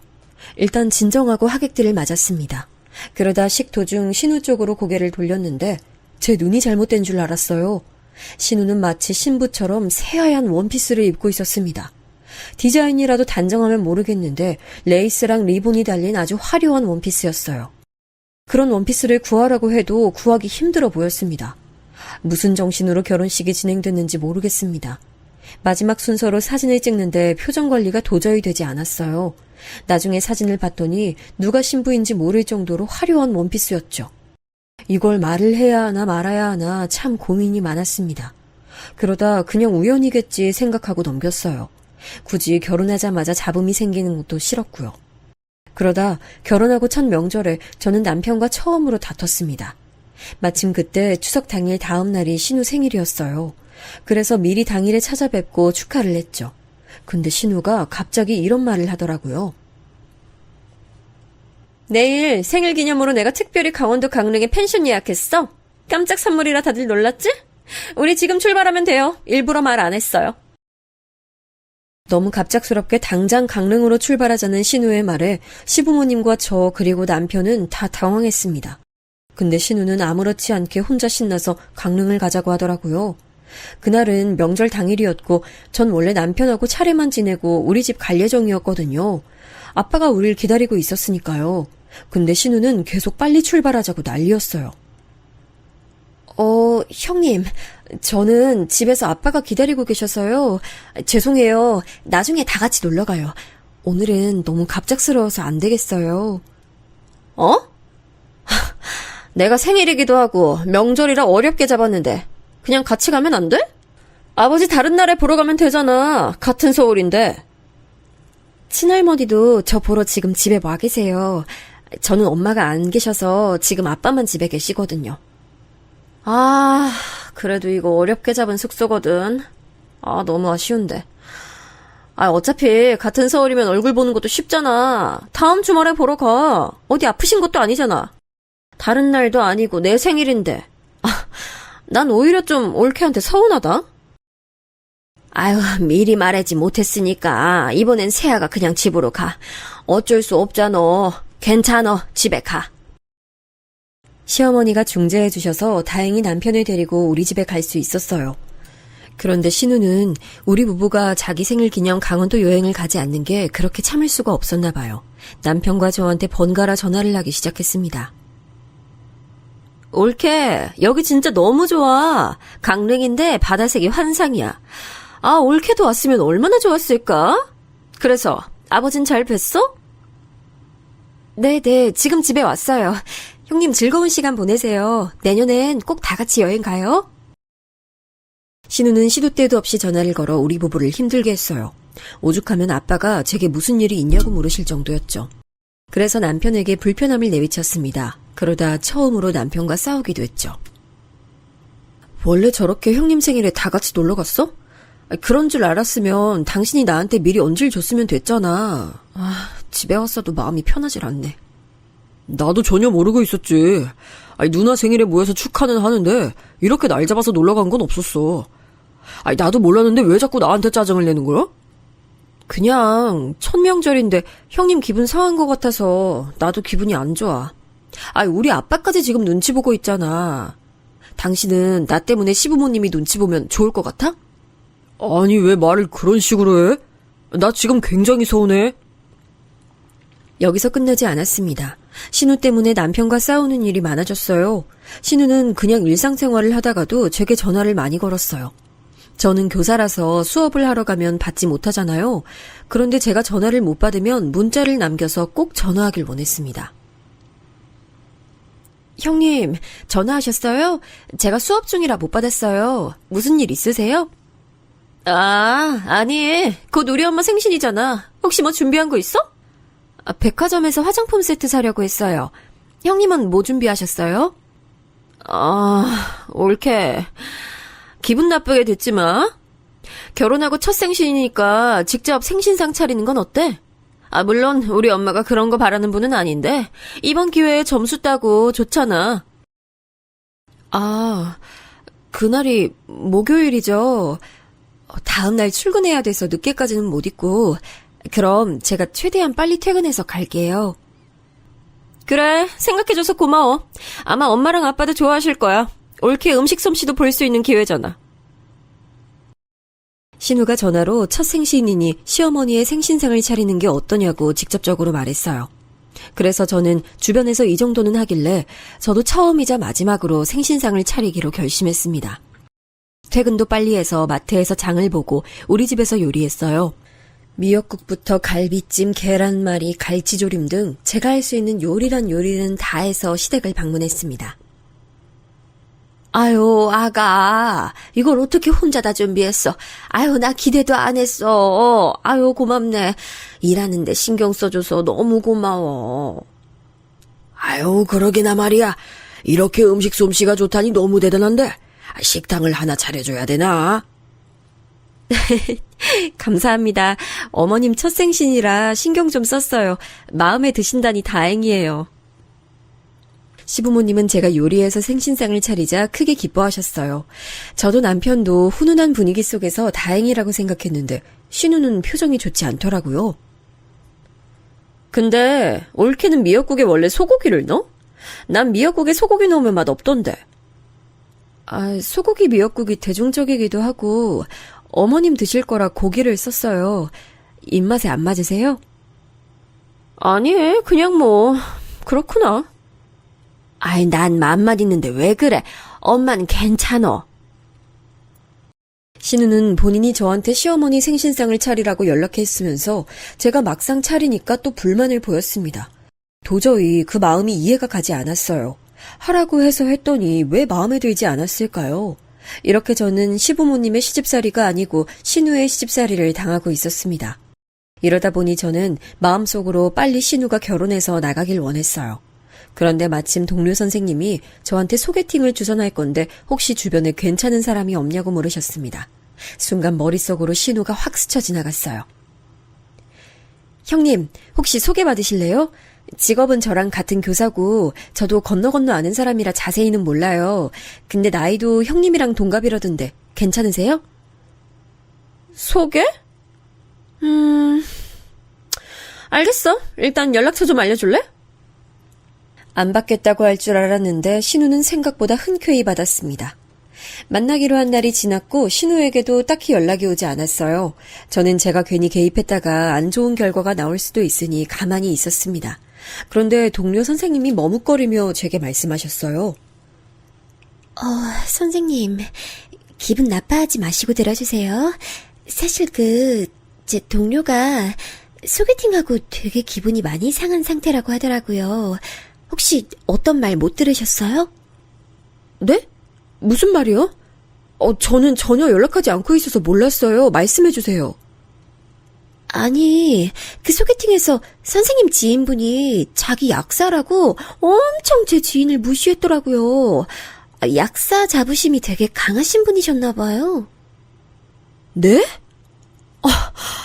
저 전혀 몰랐어요. 조금 자세히 말씀해주시면 안 될까요? 동료 선생님의 말씀을 들어보니 정말 제가 몸둘 바를 모르겠더라고요. 신우는 소개팅에 나가서 본인이 약사인 걸 엄청 과시했습니다. 제가 약사고 전문직이잖아요? 사실 교사도 좋은 직업이긴 해요. 근데 저랑 비교하시면 곤란해요. 아니 제가 올케가 하도 나와달라고 부탁해서 나오긴 했는데 소개라는 게 원래 급을 보고 만나잖아요. 저는 전문직이라 급이 맞지 않다고 생각해요. 혹시 기분 상하신 거 아니죠? 저런 말을 직접적으로 제 동료의 지인에게 했다고 하더라고요. 그 말을 듣고 저는 너무 부끄러워서 얼굴이 빨개졌습니다. 이걸 말을 할까 말까 고민했는데 저 혼자만 기분 나쁘고 될 일이 아니잖아요. 동료 선생님도 상당히 난처해 하셨고요. 그래서 용기 내어 신우에게 전화를 걸었더니 적반하장으로 나오기 시작했습니다. 내가 없던 말 한 건 아니잖아. 아니 난 올케가 나가라고 하니까 나가긴 했지. 근데 약사랑 교사는 직업 차이가 나잖아. 그렇다고 내가 교사 무시한 건 아니고 무슨 말인지 알지? 형님, 제가 언제 나가라고 강요했어요? 저는 그냥 나갈 의향이 있냐고 여쭤봤잖아요. 그렇게 말하면 제가 동료 얼굴을 어떻게 봐요? 왜 이렇게 화를 내? 내가 못할 말 했어? 그럴 거면 나한테 소개팅 얘기 왜 꺼냈어? 그러니까 제 말은 그러면 애초에 거절하셨어야죠. 제가 민망해서 그래요. 형님이 그렇게 말씀하실 줄 알았으면 저 소개팅 얘기 꺼내지도 않았을 거예요. 거의 싸움 비슷하게 흘러간 전화를 끊고 울음이 나오기 시작했어요. 시부모님도 아니고 신우 때문에 고통받는 결혼 생활이 얼마나 될까요? 차라리 그때 심정은 시부모님이 저에게 못해주길 바랄 정도였습니다. 그러면 시집살이 핑계로 이혼하면 되니까요. 근데 신우가 저한테 저러니까 주위에 고민을 말해도 귀담아 듣지 않더라고요. 그냥 무시하면 된다고 저한테 위로하던데 저는 그 말이 오히려 서운했습니다. 소개팅 사건이 일어난 뒤로 저도 그래서 신우에게 거리를 두기 시작했어요. 제가 먼저 다가가지 않기로 결심했죠. 그러면서 저와 남편은 아이 임신을 위한 준비를 시작했습니다. 저는 아이를 꼭 가지고 싶은 마음이 컸어요. 제가 엄마 없이 자랐잖아요. 그래서 우리 아이한테는 엄마의 자리를 느끼게 하고 싶었죠. 남편도 아이 갖는 문제에 관해선 동등한 입장이었어요. 그래서 아이를 가지려고 했는데 웬걸 아무리 준비해도 아이가 생기지 않더라고요. 너무 급하게 마음 먹으면 원래 아이가 늦게 온다 하더라. 마음 편히 가지고 기다리면 애가 찾아올 거야. 내가 약사라서 아는데 올케 올해 안에 낳아야 노산 아닐걸? 노산이면 아이 낳기 힘들어. 실제로 아이 낳다 죽는 사람도 많아. 산모도 산모지만 아이한테 좋지 않거든. 안 그래도 제 나이가 차면서 노산에 대한 걱정이 많았습니다. 그런데 신우는 본인이 저보다 나이가 많으면서 꼭 제 나이를 언급했어요. 안 그래도 노산 걱정이라 병원에서 검진도 추가로 돈 내면서 받고 있었거든요. 하지만 대꾸하면 지는 거라 생각하고 열심히 무시했습니다. 그래도 저는 아직 기회는 있으니까요. 병원에서도 걱정하지 말라고 하더라고요. 걱정 감사드려요. 병원 말도 너무 신뢰하면 안 돼. 그러다 잘못되는 경우도 많더라. 내가 약사라서 그런 건 또 잘 알잖아. 형님, 그건 저랑 남편이 알아서 할게요. 안 그래도 좋은 병원 다니고 있어요. 신우는 그 무렵 결혼에 대한 스트레스가 심해졌는지 점점 살이 찌고 있었어요. 그러면서 본인의 눈은 하늘에 달려 있어서 남자도 못 만나고 있었습니다. 손자리가 별로 들어오지도 않았죠. 당연히 결혼이라는 게 외모만 보고 하는 건 아니잖아요. 그래도 어느 정도 남자가 여자를 볼 때 외모가 아예 빠질 수 없는 것도 맞고요. 하지만 신우는 뚱뚱하고 성격이 좋지 않아 선이 많이 들어오지도 않았습니다. 그런데도 저한테 은근히 소개해주길 기다리는 모습을 보였어요. 옳게. 혹시 주변에 괜찮은 사람 없어? 있으면 나 주선 좀 해줘. 형님급에 맞는 분 찾으려면 힘들어요. 대부분 다 이미 결혼했거나 결혼 예정인 여자친구 있더라고요. 최대한 좋게 둘러대면서 거절하는 것도 한두 번이지 신우는 제 얼굴만 보면 속에 연부를 외웠습니다. 오죽하면 제가 시댁에 가는 것을 신우 때문에 고통받고 있었어요. 무튼 그렇게 아이가 생기지 않아 고통이었는데 어느 날 몸이 이상해서 병원에 갔더니 임신이라는 소식이 들렸어요. 자연 임신은 어려울 것 같아 시험관을 할까 생각 중이었는데 이게 무슨 일인가 싶었죠. 아이고, 수연아. 장하다, 장해, 우리 딸. 그동안 마음고생하더니 드디어 아이가 생겼구나. 축하한다.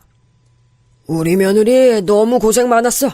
자, 이거 용돈이니까 아이 준비 열심히 잘해라. 그동안 걱정하느라 너무 힘들었지. 이젠 괜찮아. 조심히 아기 기다리자. 양가 어른들은 앞다투어 제 임신에 관해 축하해 주셨어요. 시부모님뿐만 아니고 먼 친척들까지 연락이 와서 임신 축하해 주셨죠. 남편이 장손이라 제 임신이 더 뜻깊었거든요. 정말 딱 신우한테만 축하를 받지 못했습니다. 신우는 제가 임신했다고 하니 악담을 퍼붓진 않았는데 그렇다고 축하도 하지 않았거든요. 그런데 하늘도 무심하시죠. 우리 부부에게 생각하기도 싫은 끔찍한 일이 일어났습니다. 지금 생각해도 손이 벌벌 떨리는 사건이 일어났어요. 바로 제가 무리해서 일하다 유산을 했습니다. 원래 임신은 초기가 제일 중요한 거 아시죠? 제가 하필 임신 초기 때 학교가 새학기라 정말 바빴어요. 몸을 신경 써야 하는 시기에 일이 너무 바빠 화장실도 제대로 가지 못했습니다. 어머, 선생님, 괜찮아요? 정신 들어요? 선생님, 괜찮으세요? 어떡해. 제대로 먹지도 못하고 정신없이 새학기를 보내니 기력이 없었어요. 그래서 그대로 계단에서 넘어졌습니다. 심하게 구른 건 아니었는데 몸을 움직일 수가 없더라고요. 그렇게 구급차를 타고 병원으로 이동하게 됐는데 몸이 이상하게 느껴졌어요. 순간 아이가 잘못됐나 싶었죠. 안타깝지만 아이는 하늘로 갔습니다. 임신은 원래 초기에 유산이 가장 많아요. 제일 조심해야 할 때가 초기입니다. 그렇게 저는 첫 아이를 잃게 됐어요. 한동안 너무 충격이라 학교에 나가지도 못하고 병가를 낼 정도로 저는 힘들어했습니다. 아무리 시부모님과 친정아빠 그리고 남편이 위로해줘도 귀에 들리지 않았어요. 아마 유산을 해보신 적이 있으신 분들은 제 마음이 이해가 가실 거예요. 그때 약간 서운했던 점은 신우는 제 몸 상태에 관해 어떤 걱정도 없었습니다. 오히려 갑자기 전화해서 또 주변에 괜찮은 사람이 없냐고 묻는 모습에 저는 그만 버럭 성질을 내고 말았어요. 형님, 저 유산해서 지금 출근도 못하고 있어요. 근데 도대체 저한테 왜 그러세요? 제가 그렇게 만만하세요? 안 그래도 제정신 아닌데 저를 왜 이렇게 괴롭히시는데요? 아, 깜짝이야. 뭘 그렇게 화를 내? 아니, 옳게, 나 당황스러워? 내가 유산시켰어? 나도 옳게 유산한 거 보니까 나이가 들면 임신 어렵구나 싶었지. 그래서 주위에 괜찮은 사람 있냐고 물어본 건데 왜 이래? 너무나도 속상한 마음에 그냥 전화를 끊고 엉엉 울었어요. 그리고 그런 신우의 목소리조차 듣기가 싫어 전화를 받지도 않았습니다. 신우 얼굴을 보기가 싫어 명절에 시댁을 가지도 않았어요. 시부모님은 제가 유산 때문에 마음고생이 심하니 그런 줄 아셨죠. 아예 틀린 말은 아니었지만 신우가 그렇게 미웠습니다. 와중에 친정아빠가 저를 많이 챙겨주셨어요. 원래 딸바보라 저를 많이 챙겼지만 유산하니까 더 저를 신경 써주셨습니다. 수연아, 아빠가 요즘 투자한 게 대박이 났어. 우리 수연이 너무 걱정하지 마, 응? 아빠가 네 인생 다 책임질 거야. 그래, 알겠어. 말이라도 정말 고맙다. 얘는 진짜라고. 아빠 대박났어. 부자야, 부자. 알겠다고, 알겠어. 아빠 나 이제 피곤해서 좀 쉴게. 나가줘. 저는 워낙 아빠가 평소에 허풍 떠는 일이 많아서 그게 진실인 줄을 몰랐어요. 유산해서 슬픈 저를 위로하려고 그냥 하는 말인 줄 알았죠. 그렇게 아빠의 말은 대수롭지 않게 넘기게 됐습니다. 그리고 저는 휴식 기간을 가지고 다시 학교에 복귀했어요. 아이들을 가르치며 마음 편안하게 비우기 시작했죠. 그랬더니 바로 아기 천사가 다시 우리 부부를 찾아왔습니다. 이번엔 임신인 걸 확인하고 바로 학교에 나가지 않았어요. 휴직을 내고 아이를 조용히 기다렸습니다. 저번에 임신했을 때 양가 부모님의 관심이 매우 컸잖아요. 그만큼 아이를 잃었을 때 관심도 커서 심적으로 부담이 됐어요. 부모님의 마음을 위해서라도 남편과 저는 아이 임신 소식을 알리지 않았습니다. 그리고 5개월 정도 됐을 때 안정기로 접어들자 임신 소식을 말했어요. 당연히 양가 부모님께서는 너무나 좋아하셨습니다. 그렇게 열심히 조용히 태교하며 아이를 기다렸어요. 제 마음이 느껴졌는지 아이는 너무 건강하게 우량아로 태어났습니다. 손가락과 발가락이 다 있는지 확인하고 숨소리를 느끼자 진짜 현실이구나 믿게 됐어요. 원래 요즘 며느리 산후조리 비용은 시부모가 내는 거래. 아가, 그동안 고생했다. 손주 낳아줘서 고마워.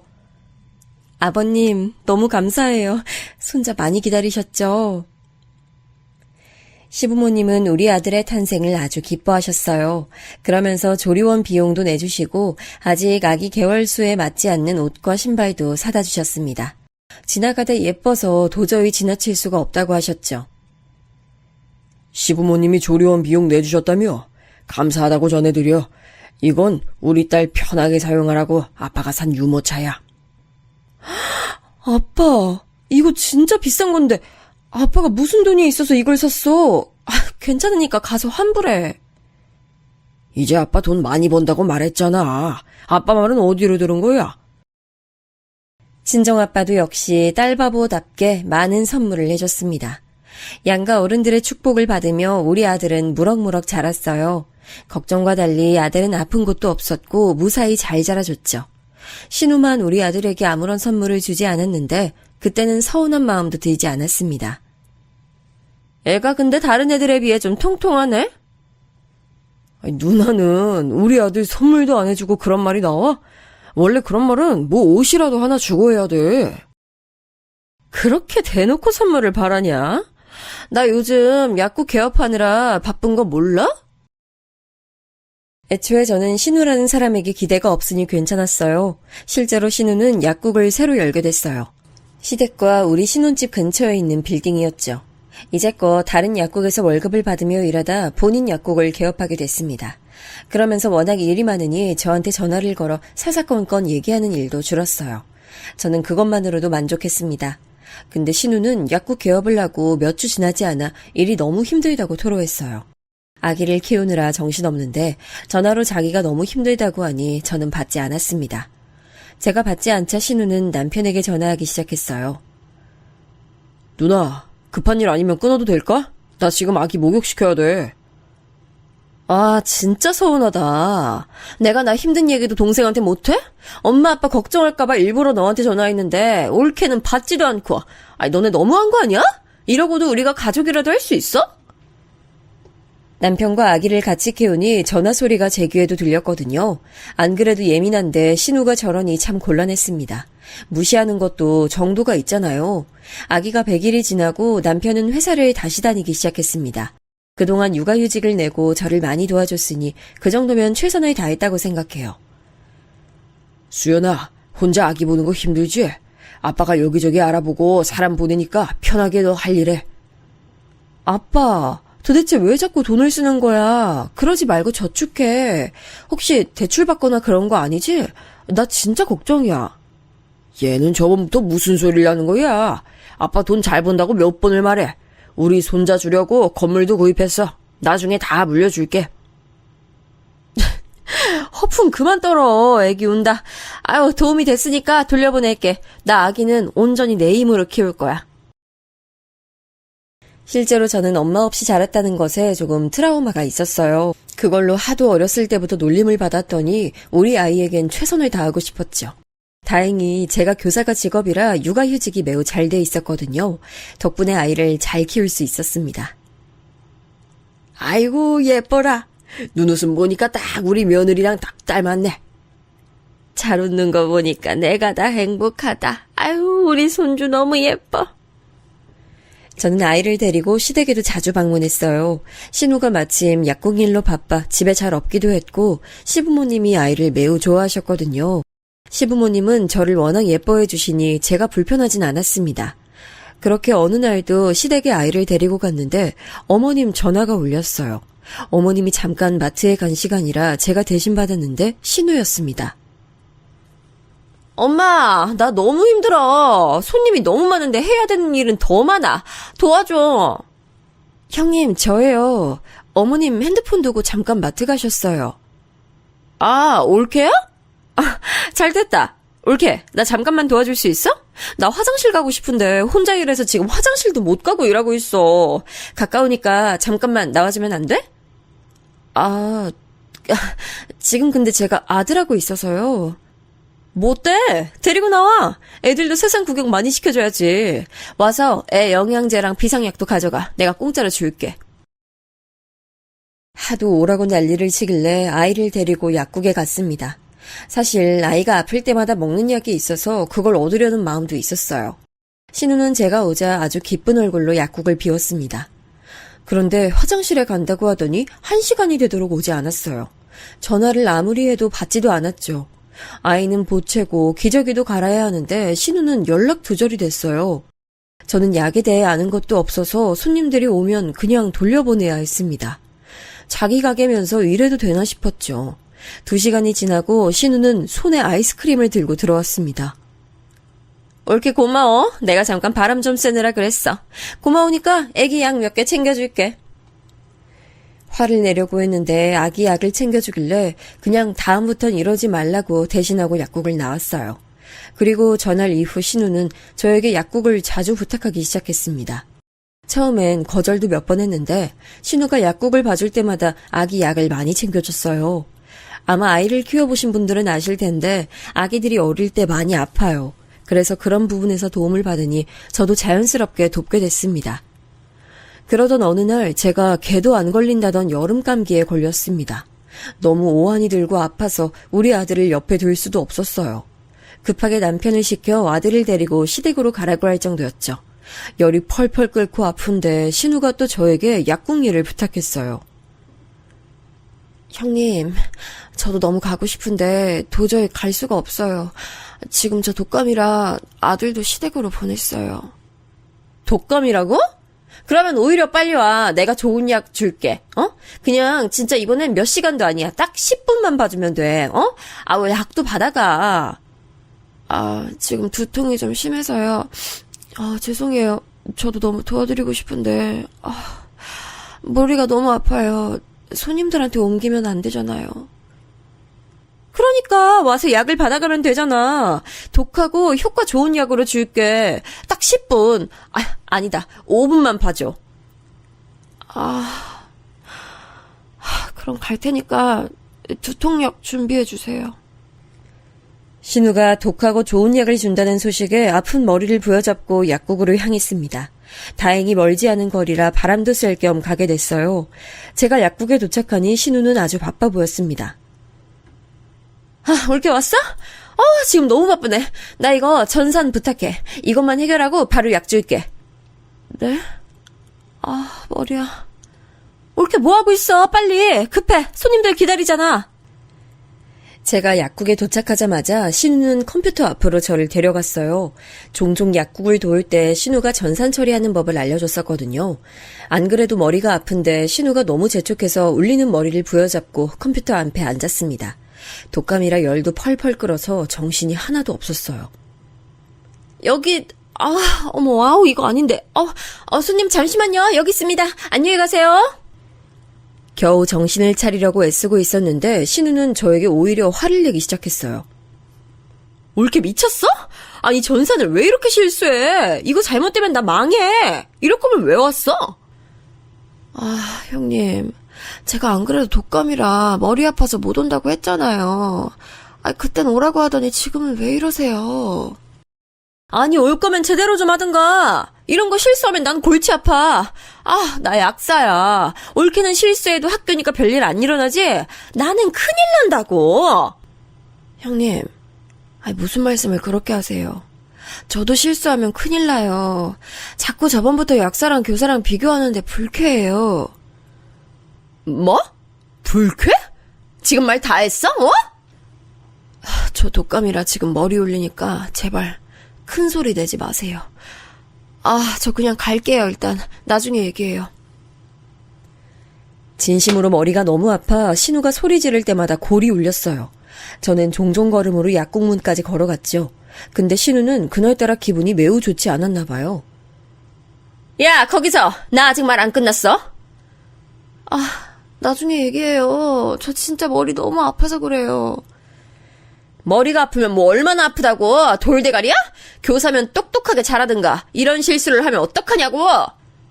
아니, 말씀을 왜 자꾸 그렇게 험하게 하세요? 저도 아픈데 자꾸 저러니까 참을 수가 없었어요. 그래서 평소라면 무시했을 텐데 맞대응을 하기 시작했죠. 그러자 신우는 갑자기 쌍욕을 하기 시작했습니다. 사실 무슨 욕을 했는지 기억이 제대로 나지 않아요. 안 그래도 울리는 머리가 아파 주저앉았습니다. 그때 핸드폰으로 전화가 오더라고요. 슬쩍 봤더니 친정아빠였어요. 수연아, 지금 어디니? 아빠가 너 아프대서 죽 사서 왔는데 집에 없네. 아빠, 나 지금 여기 신우 약국. 머리가 너무 아파. 그래? 아빠가 거기로 갈게. 근데 이게 무슨 소리야? 신우는 제가 아빠랑 대화하는데도 계속 제 옆에서 큰 소리로 험담하고 있었어요. 들어오던 손님들도 나갈 정도로 화내는 모습에 저는 대꾸하지도 못하고 가만히 있었죠. 머지않아 아빠가 약국으로 들어왔습니다. 그리고 신우의 모습을 목격했어요. 아빠는 저에게 쌍욕하는 신우 앞을 가로막았습니다. 아빠가 그렇게 남한테 화내는 모습은 저도 살면서 처음 보는 일이었어요. 지금 뭐 하시는 겁니까? 우리 딸한테 왜 이래요? 진짜 됐어요. 데려가요. 사과하세요. 남의 집 귀한 딸한테 지금 욕했어요? 애초에 당신 딸이 내 약국 전산 이상하게 해서 제가 피해볼 뻔했거든요? 어디서 큰 소리야? 뭐? 지금 뭐라고 했어? 당신 말 다 했어? 내가 누군지 알아? 그래, 다 했다. 어쩔래? 나가요, 나가. 신우의 막 나가는 모습에 아빠는 가만히 있다가 핸드폰을 들고 어디론가 전화를 걸었어요. 사돈 접니다. 지금 약국으로 오시겠어요? 그냥 나가라고요. 왜 우리 부모님까지 불러요? 됐어요. 미안해요. 미안해. 옳게. 내가 미안. 됐지? 저걸 사과라고 하는 걸까요? 저런 모습에 저는 더 정이 떨어졌어요. 곧 시부모님과 남편과 우리 아들까지 다 약국에 모였습니다. 시부모님은 이게 무슨 일인가 싶은 얼굴이셨어요.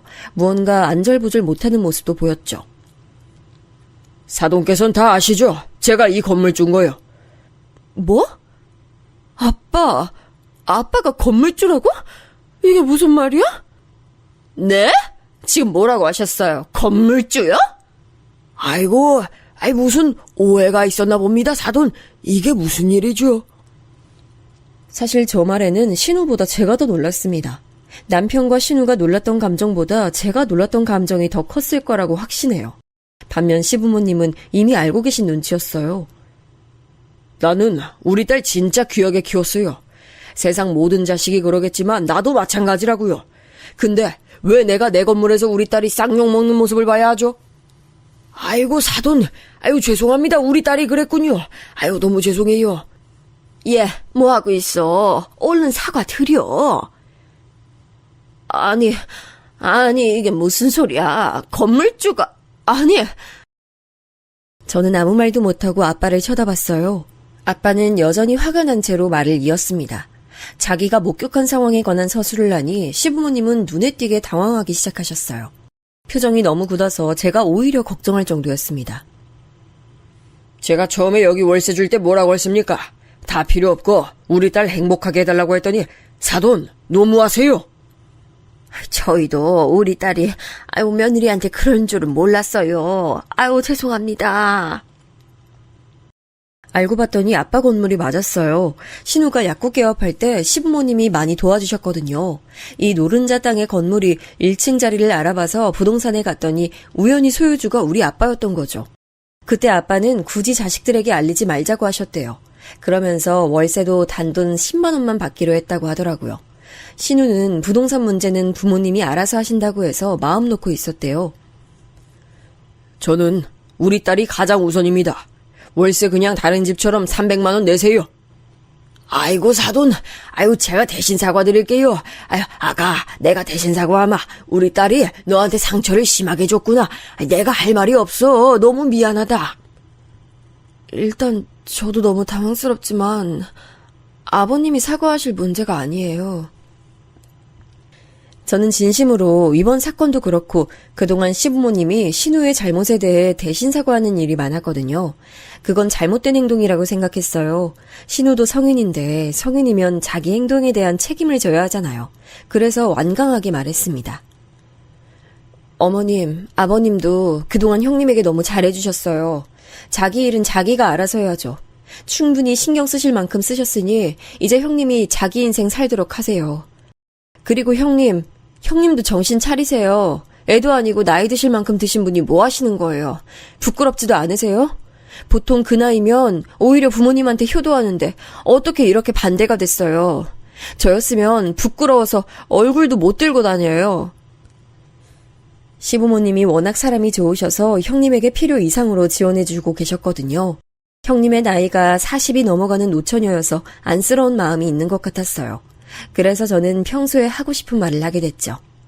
그 뒤로 어떻게 됐냐고요?